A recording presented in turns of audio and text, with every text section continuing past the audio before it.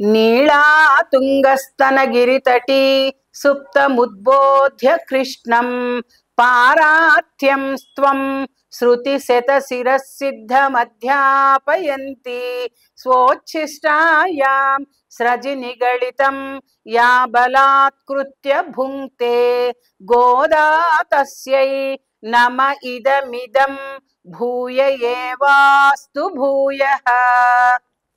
తిరుప్పావైలోని 18వ పాసురాన్ని మనం ఈ రోజున చెప్పుకోబోతున్నాము.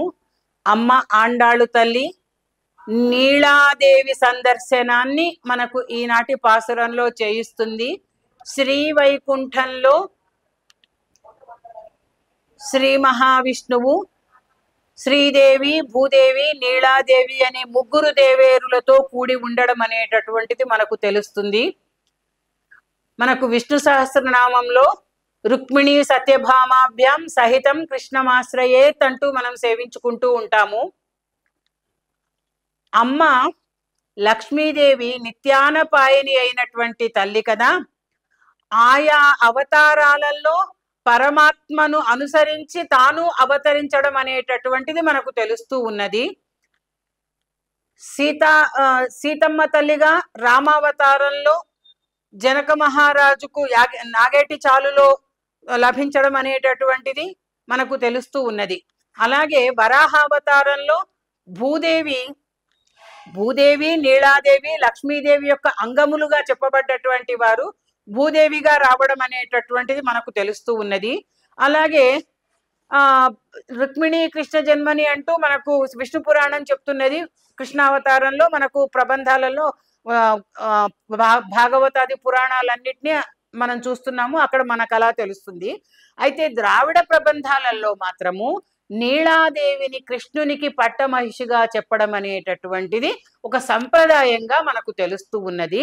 అటువంటి నీళాదేవిని మనకు ఈ రోజున కృష్ణస్వామితో కూడి ఉన్నటువంటి నీళాదేవిని మనకి ఇక్కడ దర్శింపచేస్తూ ఉన్నారు.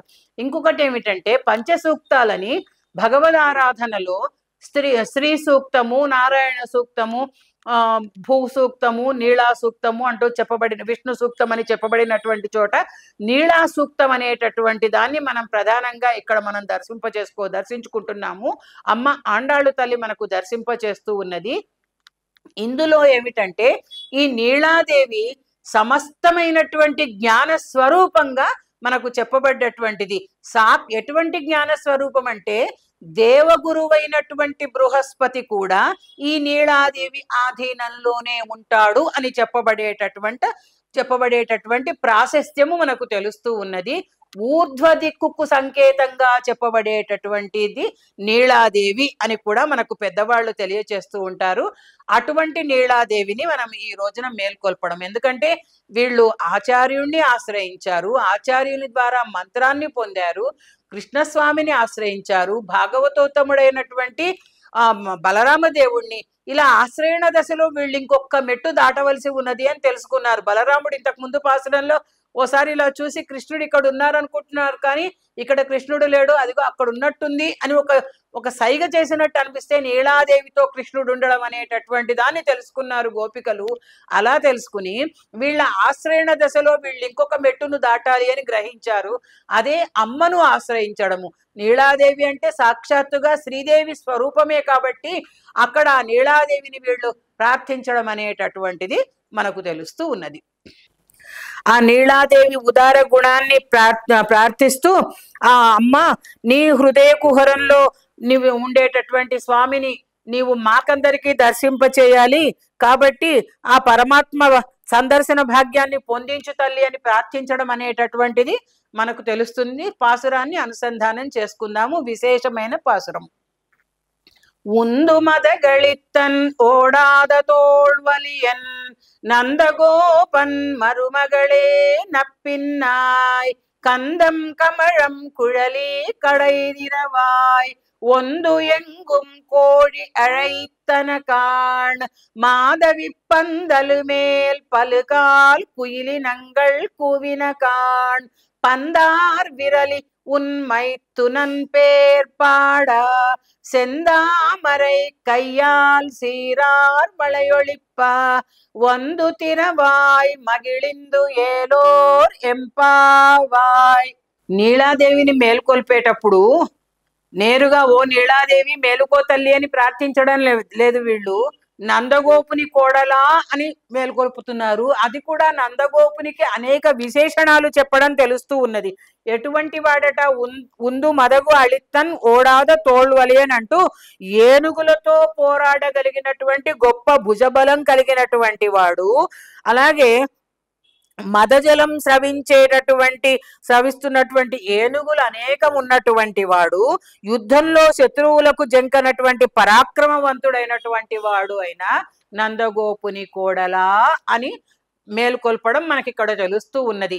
శ్రీమద్ రామాయణంలో సీతమ్మ తల్లి తనను గురించి చెప్పుకుంటున్నప్పుడు ఆ స్నుషా దశరథస్యాహం అంటూ, నేను దశరథ మహారాజు గారి కోడల్ని, అనేకమైనటువంటి ఏనుగులు గుర్రాలు రథాలు కలిగినటువంటి వారు మా మామగారు, గొప్ప భుజ పరాక్రమం కలిగినటువంటి వారు మా మామగారు అని చెప్పినట్లుగానే ఇక్కడ గోదాదేవి కూడా నందగోపుని కోడలా అని చెప్తూ నందగోపుని భుజ పరాక్రమం అనేటటువంటిది చెప్పడము మనకు తెలుస్తూ ఉన్నది. వివాహితలైనటువంటి స్త్రీలు పుట్టింటి వారి సంబంధంతో కాకుండా అత్తగారింటి పేరుతో పిలువబడడం అనేటటువంటిది గౌరవము అనేటటువంటి దాన్ని మనకి ఇక్కడ తెలియచేస్తూ ఉన్నారు.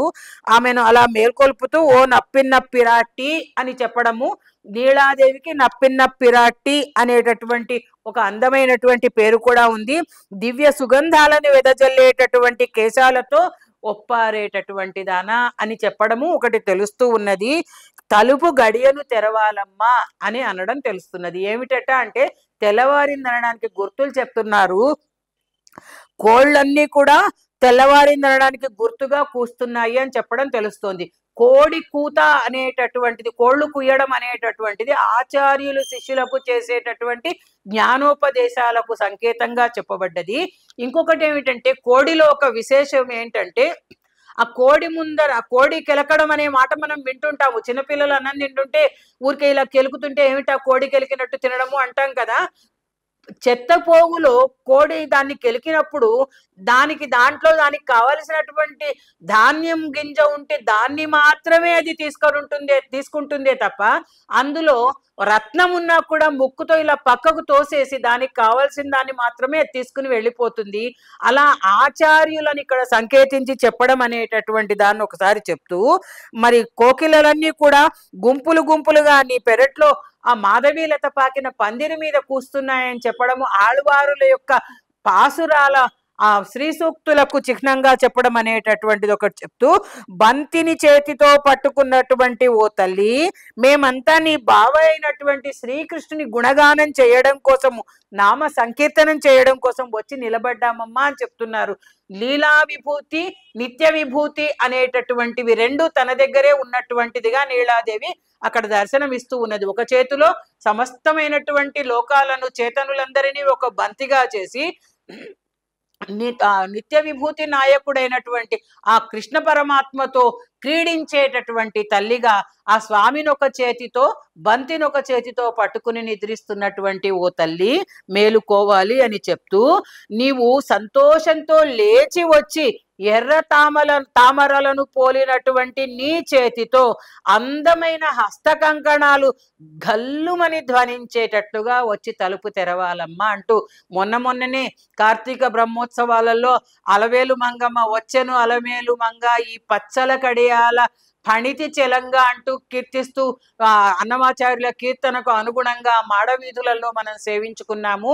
ఆ మంగళకరమైనటువంటి చేతి ఆభరణాల ధ్వనులు ఏవైతే ఉన్నాయో వాటిని ఇక్కడ మనకు దర్శింపచేసేటటువంటి చోట ఎలాగా అంటే, మనకు శ్రీనాథ మహాకవి కాశీఖండంలో ఒక చోట భిక్ష కోసం తిరిగిన సన్నివేశాన్ని మనం ఇక్కడ చెప్పుకోవాలి. ఎలాగా అంటే, కాశీనగరములో వేదవ్యాసుడు శిష్య సమేతంగా భిక్షకు బయలుదేరినటువంటి సమయంలో ఒక రోజున అదేమి విచిత్రమో కానీ ఎక్కడా కూడా వేదవ్యాసునికి ఎవరు భిక్ష పెట్టలేదు. ఎండ నడినెత్తికొచ్చేసింది.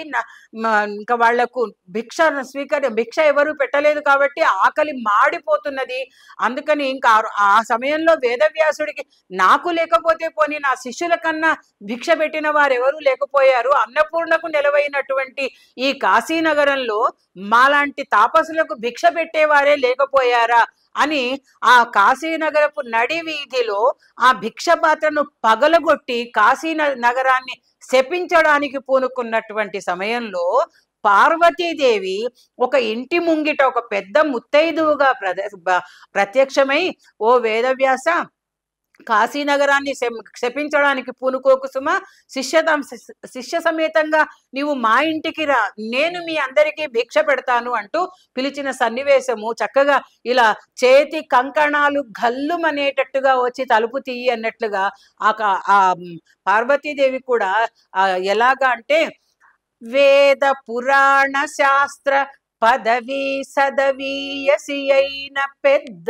ముత్తైదువ, కాశికా నగర హాటక పీఠ శిఖాది రూఢయ్యాదిమ శక్తి సంయమివరాయిటు రమ్మని పిల్చె హస్త సంజ్ఞాదరలీలన్ రత్న ఘటకాభరణంబులు ఘల్లు ఘల్లనన్ అంటూ ఆ చేతికున్నటువంటి కంకణాలు, రత్న కంకణాలన్నీ గల్లు అనేలాగా, మా ఇంటికి రావయ్యా, శిష్య సమేతంగా రావయ్యా, నీకు నేను చక్కగా భిక్ష పెడతాను అంటూ వాళ్ళను పిలవడం అనేటటువంటిది మనకు శ్రీనాథ మహాకవి దర్శింపచేశారు.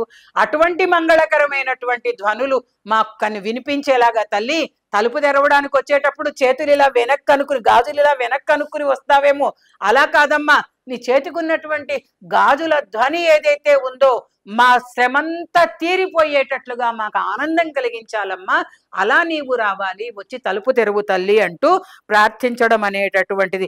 భాగవతులను ఆశ్రయించి ఆచార్య కటాక్షాన్ని పొందడానికి ఇంకొకటి విశేషం ఏమిటంటే, ఈ పాసురము భగవద్ రామానుజుల సందర్శనాన్ని కూడా చేయిస్తుంది. భగవద్ రామానుజులకు తిరుప్పావై జీయర్ అని పేరు. ప్రత్యేకంగా ఈ పాసురం నాటి ఐతిహ్యం ఏమిటంటే, వారు ప్రతిరోజు పొద్దున్నే తిరుప్పావై పాసురాలను పాడుకుంటూ భిక్షకు బయలుదేరేవారు. ఈ పాసుర అనుసంధానం రోజున ఈ పాసురాన్ని పాడుకుంటూ ఒక ఇంటి తలుపు తట్టారు. అదేమిటంటే పెరియనంబి గారి ఇల్లు, అది వీరి ఆచార్యులు వారు. ఆ తలుపు తట్టగానే వారి కుమార్తె, పెరియనంబి గారి కుమార్తె ఆర్తుళాయమ్మ అనే ఆవిడ భిక్ష పెట్టడానికి తలుపు తెరుచుకుని ఇలా వస్తే, ఇక్కడ మనకు సీరారు వడి ఒళిప్ప ఒందు తిరవాయి అని కదా పాసురము, అందమైన గాజులు శబ్దించేలాగా వచ్చి తలుపు తెరవమ్మా అని నీలాదేవిని పాడుతున్నారు కదా. ఆ తలుపు తెరిచింది, బయటకు వస్తున్నది సాక్షాత్తు నీలాదేవే అనుకుని రామానుజుల వారు భక్తి పారవస్యంతో చూస్తూ అలా ఒక్క క్షణం మూర్ఛపోయినంత పని అయింది వారికి. అప్పుడు అలా ఉండిపోయేటప్పటికి ఆ అమ్మాయికి భయం వేసి, నాన్నగారు ఈయనెవరో ఒక సన్యాసి వస్తే భిక్ష పెడదామని వస్తే మరి నిజం సన్యాసో మరి ఇంకేదన్నా కపట సన్యాసో తెలియదు, మరి ఇలా చూడండి ఒకసారి వచ్చి అంటే గబగబా బయటకు వచ్చి చూస్తే ఇంకేముంది, అమ్మ వచ్చిన వారు సాక్షాత్తు భగవద్ రామానుజులమ్మ, ఈనాటి పాసుర వైభవం ఇది అంటూ ఉన్నుమదగళిత్తన్ పాసుర వైభవాన్ని కూడా ఈ ఐతిహ్యంతో చెప్పడం అనేటటువంటిది మన పెద్దవాళ్ళు చెప్తారు. ఇటువంటి అద్భుతమైన ఆచార్య సందర్శనాన్ని చేయించేటటువంటి పాసురము ఈ 18వ పాసురము. ఆండాళ్ దివ్య తిరువడిగళే శరణం.